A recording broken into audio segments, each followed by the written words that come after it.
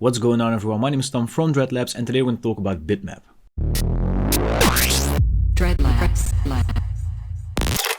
Alright, so if you're kind of new to Photoshop or you haven't been on the internet for that long, you might heard the word bitmap around, but you haven't really any clue on what it really is. And bitmap is a special sort of image that essentially only consists of black and white pixels. So for example, right in front of us on the canvas we have a bitmap image, and if we zoom in, you can see that only this whole image exists of like black and white pixels basically. So it's fairly similar to, if you're familiar with that, the threshold effect in Photoshop. So what I did here is I made a quick setup file based on an image from Unsplash by Abouchar. I hope I pronounced that name correctly, but I probably didn't. Some text with some effects on it and a black background. Nothing too crazy, but this is just to show you some techniques and, give you an overview of what the bitmap effects are in Photoshop and how you can use them. Just before we get into it, I just want to give you a quick round of examples on what bitmap effects are and give you a little bit of a close-up of them. So the main, most commonly used bitmap images are made with halftone effects. Halftone effects are basically using a certain pattern in order to determine light and dark values. For example, this is the most common halftone pattern, which is round. You've probably seen this in pop art and stuff like that, where it's basically the larger and thicker dots you use, the darker the shadows become. And as you can see, if we zoom in on our text,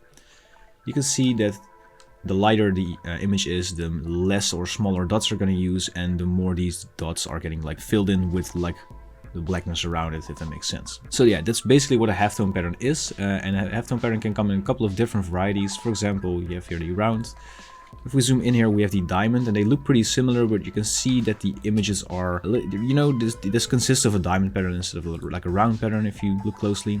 And we also have the ellipse, which is fairly similar to the round one, but it's a little bit more oval, I think. And we have the lines, which is also a really cool one. This looks a little bit like it's been crossed with a pencil or something. Get some really interesting results from that as well. Then we have the squares, pretty straightforward, and the crosses, which is basically a little bit similar to the lines, but then with two axes. And the cool thing, by the way, is you can determine the axis of these patterns. Because if you look closely, all of these patterns are done in 50 degrees angle. Anyways, you also have a couple of different bitmap effects, such as the diffusion dither, which is, in my opinion, one of the coolest ones because, I don't know, I just like it really much, or I like it a lot, I guess, sorry. Anyways, so this looks a little bit noisy, but if we zoom in, this essentially just determines a light or dark value based on every single pixel in your image. And this might look a little bit weird because it looks different the more we zoom in or out. But I'm going to talk a little bit more about that because we can actually manipulate that a little bit. And then we also have the pattern diffusion, and this also gives some really interesting results. And if we zoom in, essentially what this does is this creates, I think this is a 16-bit square. So essentially every single square gets filled in with a certain amount of pixels, and that basically determines the light or dark value of said image. So if you see, if we zoom in, there's only a couple of points per pattern which are black, and the darker it gets, the more of these points are getting filled in. That's the pattern diffusion for you. Anyways, if we look back at the first one I had when we started the video, I just want to give you a quick second in order to see and if you can guess which of the methods I used for this one. So you can pause the video if you want to, but the method that I used for this was the diffusion dither. And you might wonder, why does this look different then? Because if we go to the other diffusion dither, it looks really different. Essentially what we did is we scaled this bitmap image down because this is a pretty large image, as you can see. It's 3000 by 3000 pixels with a DPI of 72 because we are working digitally. Essentially what this means is we scaled this thing down when we did the bitmap effect, and then we scaled it back up, essentially removing some of that detail. I'm just going to go back to our setup file, and I'm going to show you this in action.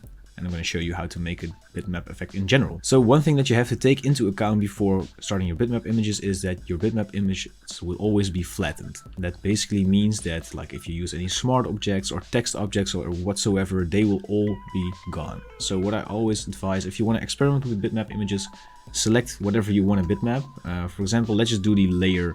We'll let you do the whole group for now. We'll select all of the layers. Click duplicate layers, and we'll just make a new file or a new canvas.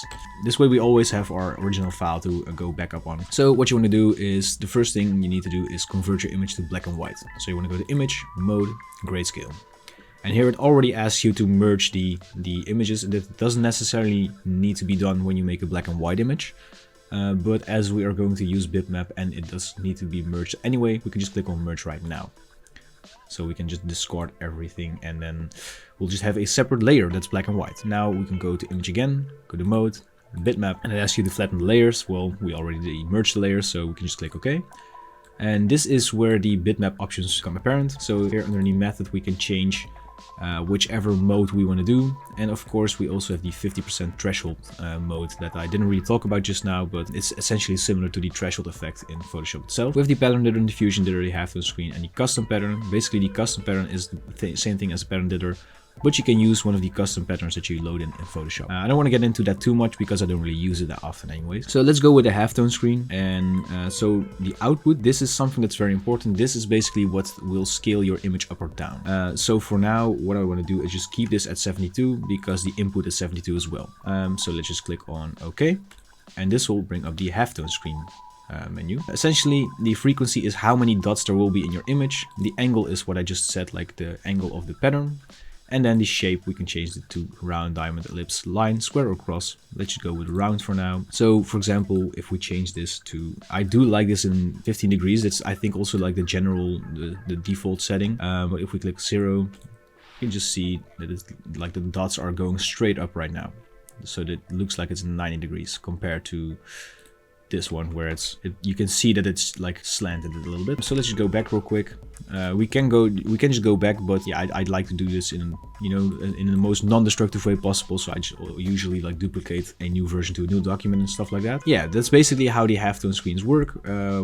Again, let's just go with these same settings, but now we'll just go back to 15. And with the frequency, we'll just double this to 12, and let's just see what happens. So you can see there's a lot more detail in now compared to the other one here. So you can see the dots a little bit less. You can see them if you zoom in a little bit more. So this gives you a little bit more detail. But what I really like is, you know, when using Bitmap, it looks really computer generated, and that's something that I really like about it. So what I usually try to do is have them in lower quality and scaling them back up. That's what we're going to do right now with the pattern editor. So let's go back to Bitmap once more. We'll flatten the layers. And for the method, we'll just use the pattern editor. If I click OK here, nothing happens. Immediately the action will go down, as you can see. So I do want to, however, have a little bit more control over like the detail, because it's a little bit too detailed in my opinion. So let's go back.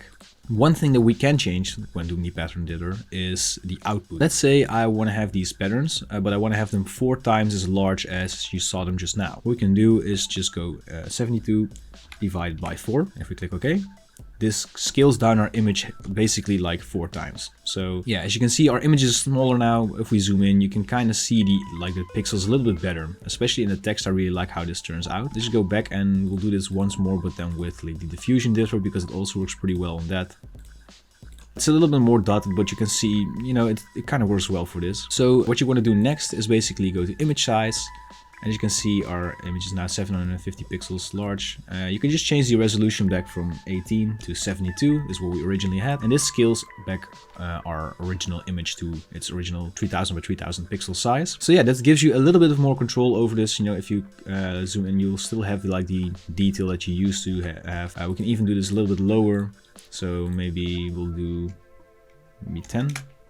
And then we'll just scale this back up, go to image size, and change the resolution to 72 again. You know, there you lose a lot of detail, but it gives that really cool bitmap looking effect. Let's say that you want to, you know, bring this back in one of your designs or whatever. First thing you'll see is that you'll get stuck because a bitmap image is completely locked. You can move this, but you cannot add any text. Essentially, this thing is just, there's a lot of limitations. So what you want to do is go back to image, mode, and click on grayscale. Just click OK, and you can unlock the layer. And essentially, you can do a little bit more now. You can also change your layer back to color if you want to do that. What I usually do is from this step onward, I just make a selection or I just bring this canvas back into another document. For example, I'm just going to go and drag this into our setup file that we had at the very beginning. And as you can see, we now have our bitmap as a separate layer. So one thing that you can do in order to remove the black backgrounds from everything, of course, one thing you can do is use your mask selection in order to mask this image out. For example, let's make a selection of like our text, and we'll also make a selection of our dragon here, which we also will fill in our layer mask here with white. So basically, this is our layer mask right now. And as you can see, we now have a transparent version of our bitmap image. I hope that made sense. If you have any questions about this if I went too quickly, just leave it in the comments and I'll try to explain it to you. Something else that you can do is, you know, just make a selection of all the white parts of this layer. So let's just grab the magic wand tool, make sure to check off contiguous and click on the black layers and just delete them. And this will leave you with only the white parts of our image. So for example, you can now use a color overlay, you know, change the color and see if you can do something cool with that. You can even do a stroke around your image if you would like that. So for example, let's see if, I'm not sure if this actually works. I'm just experimenting here. Let's just do a dark gray to get like a pretty interesting, like computer generated look, I guess. So yeah, that's how you separate your colors from a bitmap image.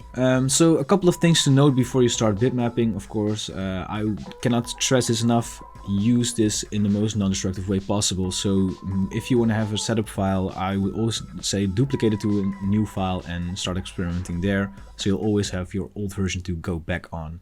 Another thing is this, since this is a black and white image, it heavily relies on contrast.